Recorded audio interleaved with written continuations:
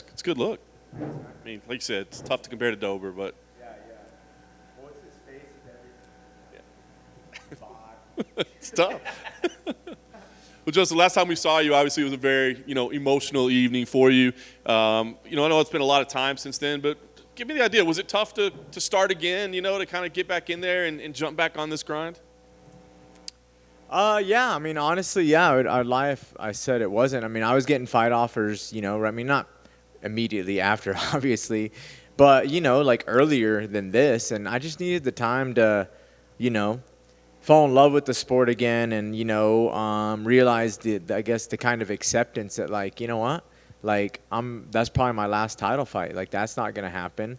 So there's that part, and which is kind of like freeing in a way as well. You're just kind of like, oh well, now why do I have to do this? And my first fight offers a few months after is kind of like, well, I didn't have a why. Like, why do I want to do this? Right? Like, I didn't need this, I didn't need that, and there was always a why before that. So it was just about really falling back in love with it and enjoying training before I took a fight, having enough time to, like, you know, just enjoy even the holidays and be like, you know what, I want 2 full months after, just to do that and, like, enjoy life. So, but also it was really about fighting still a guy at the top, and Askar was the right opponent, being ranked number 3, the highest person I could fight that's not lined up. So that was another reason. But yeah, it took me a while.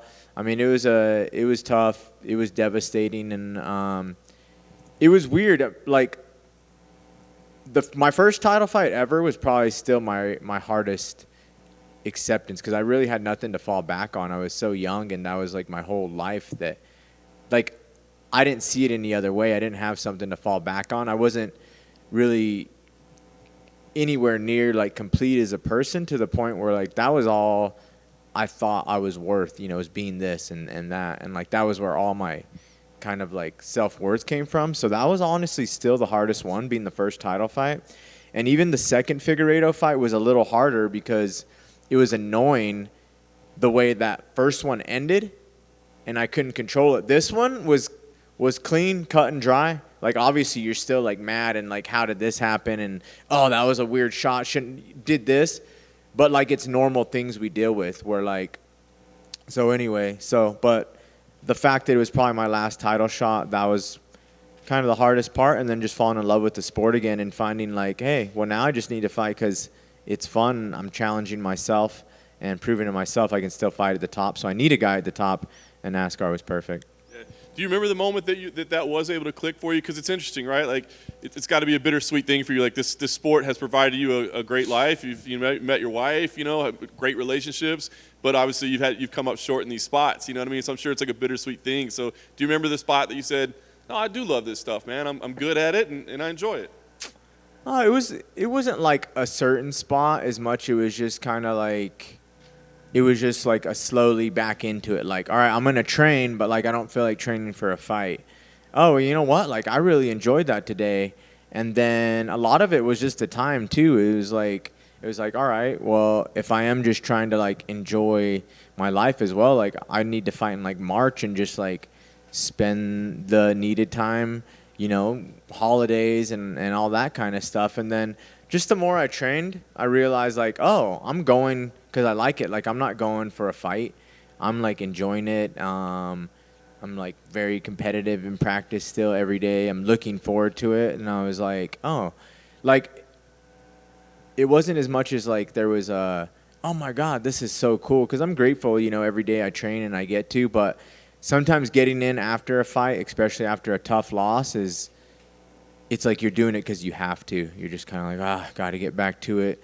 Embarrassed to go in the gym, and it's not as fun as it is, but, like, I have to do it because I'll probably have a fight coming up again. I need to get paid and this and that. But this was just like, I was training for fun. I realized, like, oh, I'm not training for anything, and I'm just enjoying it. Could probably take a fight now. Like, this is good. This is fun. And that was really the process. It wasn't like a light went off. I was just kind of like, all right, like, I'm just doing it, and I don't have anything else on the mind but challenging myself, getting better, and enjoying it and being grateful for the hours I get to spend doing it. So they give you Askarov. I know you're a fan of the sport. Yeah. but he hasn't been in the organization very long either. So, I mean, is this a guy that you would watch much of? Like when they gave you the name, do you know, okay, here's what I'm going to be facing? Yeah, I'd seen him fight before. I know he's undefeated, and I was looking at the rankings, for fights. Like I said, I've always wanted to fight the guys at the top, to get to the title, and in between, taking on the toughest guys, and that was him. And when I saw him at 3, I was like, oh, that's cool, because I've seen him fight a few times too. I think we were on the last card together. I saw him fight people that I watched closely, like Tim Elliott and Brandon Moreno's fights, and he fought them on his other 2 fights. So I had already seen him and been a little familiar with him as well. So the fact, just the ranking, the skill set, the undefeated record was like, oh, that's the kind of guys I want to fight. That's fun for me. It's not exciting to be like, you're fighting this guy off of Contenders or that was on the Ultimate Fighter show that you coach. It's like, oh, that's honestly weird. Someone was asking me the other day about, just compare the Canelo fight, and it's like a boxer still at the top can take this fight that no one knows or whatever. I didn't see how the fight played out, but I remember it being like, I don't know who he's fighting, and be like, that'd be more stressful, honestly, because it's a fight, anything can happen, and we know that, and it's like that'd be more stressful fighting this guy's ranked number 15. No one knows him. There's nothing to gain, but it's a fight, and you could So it's just about fighting the best guys, and like I said, it hit all the marks on the date, the time, the name, and everything. Canelo fight played out pretty much like you'd expected. Yeah, I didn't know. So last thing for me, what's the career path for you now? Because, I mean, as you said, this guy's a top-ranked guy. He's a killer. You're saying, I still want to fight the best guys available. I mean, what's the career path? You keep beating guys like this, which you're clearly capable of doing, you might back into another title fight, not even mean to. It's funny. I mean, I kind of just let that part go, honestly. And in a way, it's weird because these are the questions I've been answering my whole career at the top. When I debuted in the UFC, I was ranked number 1 in the world at bantamweight behind the champion Cruz. And that was my first fight in the UFC. And now, I'm number 2 in another division. And it's just kind of that's been the thing forever. And even though it's still up there and it's like, oh, I can compete. My last fight was for the title. I can compete with this, the top 3, everything. It's just, I don't know, mentally it's kind of just been an acceptance. That was probably my last title fight that I'm going to do. And I don't know. So now it's just more about just the right fights, doing it for fun, taking it time by time. Every fight week offers a different experience, and a different kind of adventure. And it's kind of when I have fun in camp and I enjoy this, I'm enjoying fight week so far. Obviously, it hasn't got to the tough part and the weight cut and everything that goes with it. But I'm just on a fight by fight basis, honestly. That's really it. It's just, hey, did I enjoy that fight week? Was that fun for me and challenging and kind of the benefits and the riches I get from competing? I'll do it again. If I was kind of oh, that was honestly just nerve-wracking, I hate cutting, then I don't have to. But it's just a fight-by-fight basis totally, and just the right opponents. I'm not in a rush now. I'm not oh, well, next I can fight the one guy. Then I'll see how the title fight plays out. I'm just kind of we'll see what happens. I just can take it actually fight by fight without this, ghost I'm always chasing, And it's kind of nice. It's different. I imagine... It's kind of weird because I guess I don't know if other fighters think that, but there has to be a good portion of fighters that are in the UFC and know I'm probably never going to go for a title, but this is fun, And I've had my chances, I've had my opportunities, but it's kind of oh, I'm just fighting some dudes now, and it's kind of free, not thinking about anything else. Look, all this could happen, and obviously you're asking questions for it, but I'm not thinking about that. I accepted that was probably my last title fight. Joe, right here. Hey, brother. What's up, man? Given Askar is so new to the promotion, he's in a part of the world that I think the UFC is really trying to push. He's undefeated. Was there any hesitation in matching you up with him from the UFC matchmakers, since you've admitted you probably won't fight for the title and Askar is currently on the rise and they might not want you to knock off one of their future contenders? Yeah, I guess not, honestly, because I mentioned him in the fights. I was like, look, I still want to fight a guy at the top. Askar is number 3, and I know I don't want to fight for a while, so I understand if he needs to keep his momentum off his Pantoja win and all that. And they're like, we'll see how it plays out. Like, they weren't hesitant, but they were kind of like, I think they probably asked him before, and I think he was just willing to wait, I think maybe for the opportunity to fight me as well, that he thought maybe that could do more for him in any way. So, you know, even if they were hesitant, I think he was probably adamant about getting, you know, someone who's been in the division so long too. So it's a good recipe for a good fight. And then looking at the landscape of the rest of the division, given the fight of the year candidate, the draw, the addition of Manel Cape, we're getting all these high-level flyweight fights. Can you remember a time when so much attention was given to the 125-pound division? Since you've been there since the very beginning? Not really. I mean, I think Cejudo did a very good job. Honestly, I think when it was the most was probably, you know, Cejudo DJ. Even when Cejudo knocked out TJ, I thought that gave a lot of respect to the division, beating a respected champion from another weight, from a higher weight. Even the beginning, the very first flyweight tournament was really cool as well. And I remember us being promoted as, you know, the tournament. I think, like, UFC rarely, people like tournaments. Like, that's just how, like, sport goes, right? And UFC is very reluctant to ever say this is an actual tournament. But that was a flyweight tournament. We did a ton of, like, media for it. I remember being like, oh, my God, we're flying to Australia just to say we're going to fight here. And that was, like, a really cool time as well. And I felt like that was a good time as well. But now is really great because I've always said from the beginning is, like, it just takes time, like anything else, you know, for contenders and names and memories to happen. You know, when you just start and you have 10 guys, you don't have any memories of these guys' fight or any record or data really to go by. And then you eventually realize, like, oh, he fought a title contender. Well, at the beginning, there was no former title contenders, so now you can kind of build on those credentials, and it's just all time. Like, even, you know, a lighter weight boxing, like, it used to only be heavyweight, and now it's like, you know, other weights have just established themselves. So we could never, like, when John Jones came in the 2-down division, he was beating former champions, former contenders. Guys are coming in and doing, obviously not like John Jones, but there's not even a person to say, oh, he's a former contender or a former champion, because it's just been so short-lived. But now we're building that data, we're building those memories, and we're building just a familiarity. And I think that's a lot what it is time, because I think the skill in the fights and of the athletes is pretty undeniable. Then real quick, big title fight in the main event on your card. Who do you like between Izzy moving up in weight to challenge Jan? I love Izzy. I mean, he's incredible. He's undefeated for a reason. So I think it's always pretty hard to go against champions in general, but they're both champions and one's at a higher weight. Because I'm always just pick the champion because I'm like, look, they didn't do anything to deserve me to not pick them. Like, they're the best in the world. And with this one, they both are, and Jan's a little bigger. But Izzy also, he's never lost, so how can I come up here and be like, he's going to lose this time, because he hasn't proven that he has. But going against a bigger guy, like, you guys know how it is. Like, in this sport, it's like both guys could win, but, you know, Izzy's undefeated, I think, for a reason. I think he's going to have a bit of a speed factor, but it's going to be different dealing with big O Jan in there as well. So I'm just looking forward to seeing that fight. It's kind of cool because I think I can actually make it home and be eating pizza by the time, like, the main event takes place. Like, that's my plan anyway.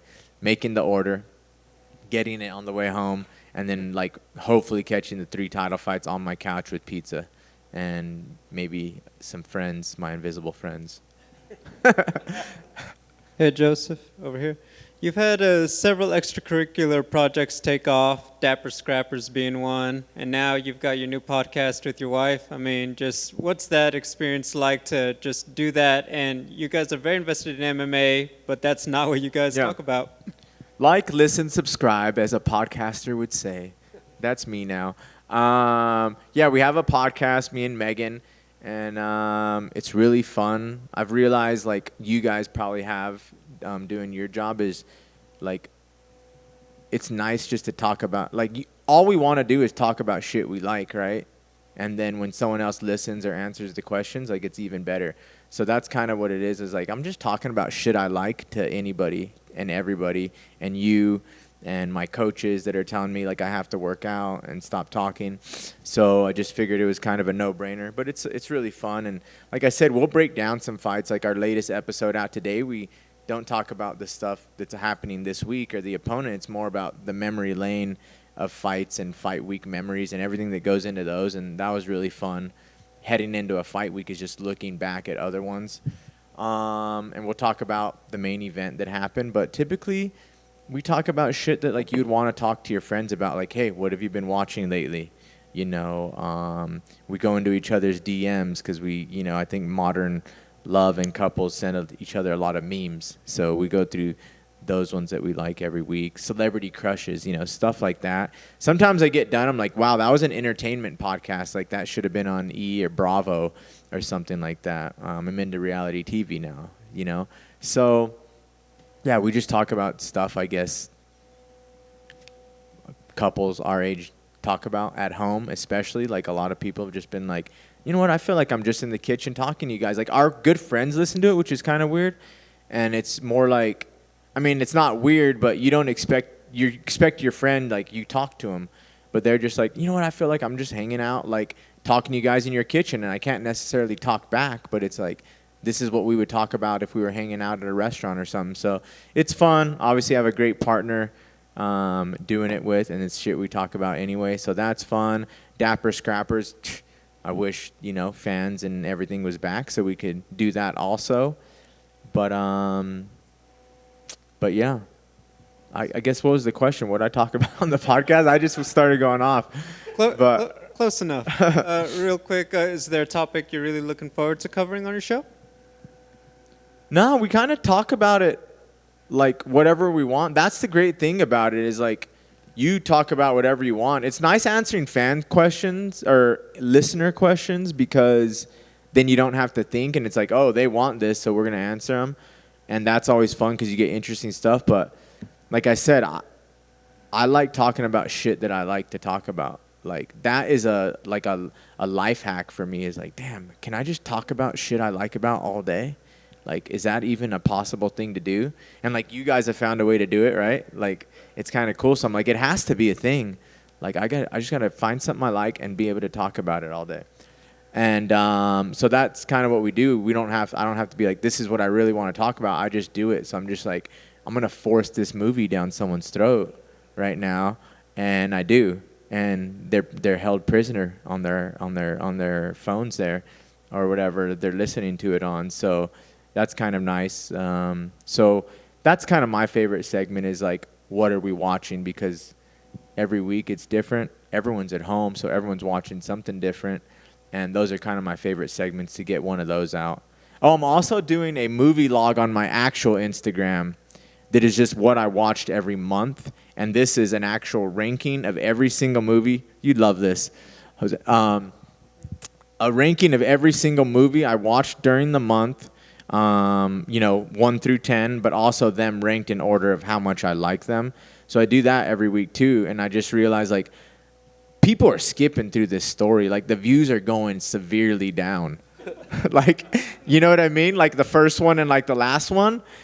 And there's like 3 guys there at the end and they're like, but I realized like, dude, I was just talking about shit I like and that was fun. And 3 people liked it and I enjoyed the hell out of it. So I also do that. Like where on the podcast, I only talk about 1 movie or so, but on the log, I go like, I think in October, I was up to 30 in 1 month. Megan was in Fight Island for 3 weeks, so I didn't have shit to do. Okay. And then now, I'm usually getting between like 18 and 20, but rank them all. So that's another thing I just want to talk about now, I guess. Not on the podcast. Yeah. Real quick, best picture this year or last year? I actually haven't seen the ones that are going to be in contention as much. Like Nomadland is actually going down before my training after this. And I know that one, like best drama at the Golden Globes. It's okay. It's okay. Yeah, I've heard people either love it or just they're kind of like it's between like a 5, like best thing ever, or like a 2. and it's kind of weird. That's with stars, I guess, from like 10 and 5s people are giving it. I actually really liked a movie that from last year, but it's kind of in contention this year, not for Oscars. Bad Education, I thought was really good, and then I liked like Possessor was good. Damn it, what was my other number one movie of the year? I'd like totally blanked on 2020 because I wasn't really getting to the 2020 titles as much. I wasn't that excited for them, so I was just like, you know what, I'm just gonna not scramble in this Oscar race and just kind of like watch the movies I've been meaning to watch forever. But like a lot of the ones I liked seemed like they didn't really get the nominations, but I don't know. I think No Man Man looks like it probably has a chance to win. I still haven't seen Minari as well. You saw it? I think Black Messiah is probably my front runner. For Best Picture? Yeah, 100%. Okay. Yeah, that was really good too. Dude, why can't I think of my number one movie? I had it. Anyway, I'll talk about it. I'll think about it. Casey said Minari is perfect. It's the perfect American story. Really? Yeah, I really want to watch that. I mean, I'll probably watch both of those this week. Those have been really like on my radar. So I was a little disappointed with like Promising Young Woman. I mean, not disappointed, but I was like, that was gonna be my movie, and then it wasn't. But it was still very good and entertaining. I Care a Lot, number one on Netflix, was actually really, really entertaining. Black Bear, one no one saw with Aubrey Plaza. That was actually a devastating, really good as well. Oh, I know the best movie I saw of 2020. Here we go. Sorry, guys. Everyone hates me. This is like my stories. The interest is going down. No, I love it. I love it. Hey, I know. I was trying to think. I was like, which movie did I like? And this one's hard because it's the best movie I saw of 2020, but it's not my favorite. The best movie I saw was of a 2020 title was Pieces of a Woman with Shia LaBeouf and Vanessa Kirby and Ellen Bernstein. Incredible, best acting trio of the year. But it can't be your favorite movie because it's just like devastating. Like it's dramatic and like to the point like you're not going to get into it and like love it, but you just know like it was the best. Like, so that's the best movie I watched, but like it's not my favorite. Like I liked Bad Education, Possessor, Black Bear, those movies. But Pieces of a Woman was the best movie I saw of 2020 thus far. It's on Netflix. Yeah. That's just one question. Yeah. Hi there, I'm Igor Lazarin from Russia. So your opponent, the Olympics medalist, could you say a few words about his mentality, about him? about his mentality? Yeah. Oh yeah, I mean that's why I took the fight. I mean he's number 3 for a reason. I think mentality and physical abilities and also just skill set in general have so much to do with him ranking number 3. Like you don't just get a 3 by your ranking and undefeated and against the guys that he's already faced in the UFC for a reason. So like as good as he is, that's the reason I took the fight, because I wanted the best guy and I thought that was who was available. So just one quick one for me, Joseph. hi. After your flyweight championship bouts, did you ever consider going back to bantamweight at any point? No, those guys just got too big. I was just like, when I was fighting, I think, man, I guess they were still big. But, you know, I just got used to fighting at fly. That was always the weight I thought I could fight at and I should have fought at. You know, like I would do some different things like to fight at 35. And like those guys were bigger and still doing those things. And it just, you know, I'd train with more 35ers and, you know, I'd have, you know, a problem with a general, not a general, like, you know, like any 35-pounder just because they were a little bigger. And it was just like, it's just different. So I didn't really think about it, honestly. No. Sorry.